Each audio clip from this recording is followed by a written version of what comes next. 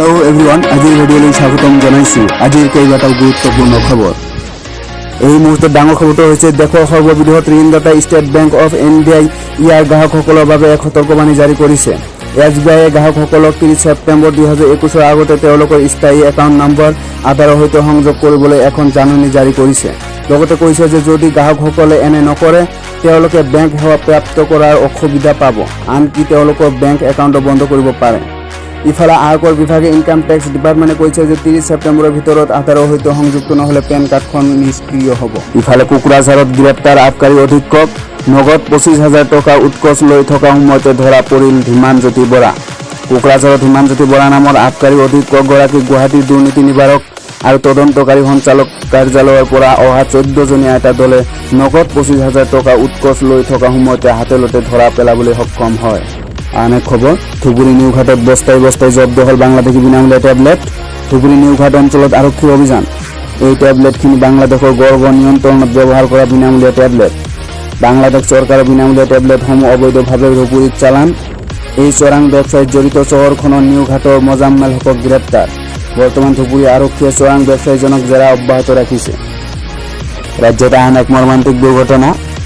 এইবাৰ বাইহাটা চাৰিআলিৰ বিহদিয়াত এম্বুলেন্স আৰু টেম্পুৰ মাজত সংঘটিত ভয়াৱহ দুৰ্ঘটনাত থিতাতে নিহত হয় 3গৰাকী মহিলা সহ 5জনকৈ লোক, ক্ৰমে বিমলা বড়ো, বিলেশ্বৰী বড়ো, বনিতা বড়ো, তুফান বড়ো আৰু উত্তম ৰাজবংশী নামৰ লোককেইজন।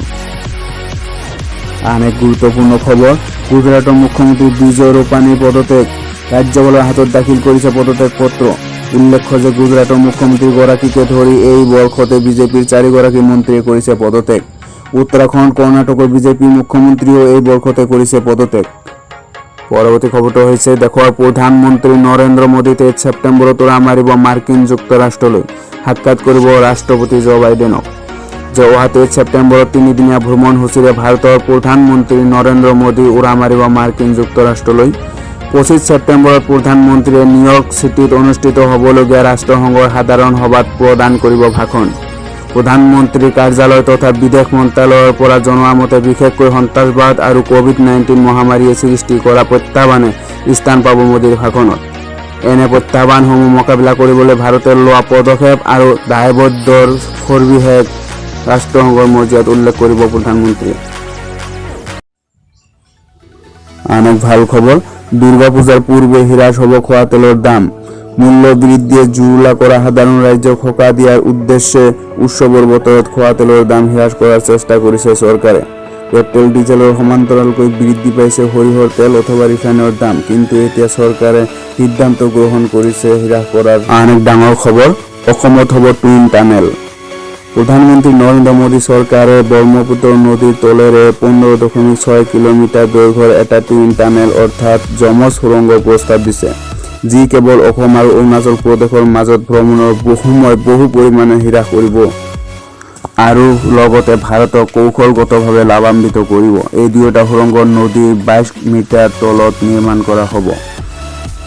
পৰৱৰ্তী খবৰটো হৈছে 1 অক্টোবৰৰ পৰা গুৱাহাটী বিশ্ববিদ্যালয়ত আৰম্ভ হ'ব চূড়ান্ত বৰ্ষৰ অফলাইন পাঠদান। গুৱাহাটী বিশ্ববিদ্যালয়ৰ অধীনস্থ ছাত্ৰ ছাত্ৰীসকলৰ বাবে এক বিশেষ খবৰ। বিশ্ববিদ্যালয় পুনৰ খোলা তথা অফলাইন পাঠদান সন্দৰ্ভত গুৱাহাটী বিশ্ববিদ্যালয়ে জাৰি কৰিছে এখন SOP আৰু এই SOP অনুসৰি 1 অক্টোবৰৰ পৰা গুৱাহাটী বিশ্ববিদ্যালয়ত অফলাইন পাঠদান আৰম্ভ কৰাৰ যোজনা কৰা হৈছে। ইফালে 2022 চনৰ আৰম্ভণিতে মণিপুৰৰ নিৰ্বাচনত কেৱল প্ৰচাৰহে চলাব হিমন্ত বিশ্ব শৰ্মাই। চুবুৰীয়া ৰাজ্য মণিপুৰৰ লগতে 5খন ৰাজ্যত অনুষ্ঠিত হ'ব নিৰ্বাচন। মণিপুৰৰ উপৰিও গোৱা, উত্তৰ প্ৰদেশ, উত্তৰাখণ্ড আৰু পাঞ্জাৱত অনুষ্ঠিত হ'ব বিধানসভা নিৰ্বাচন। মণিপুৰৰ নিৰ্বাচনৰ তদাৰক নকৰে NEDA-ৰ আহ্বায়ক হিমন্ত বিশ্ব শৰ্মা।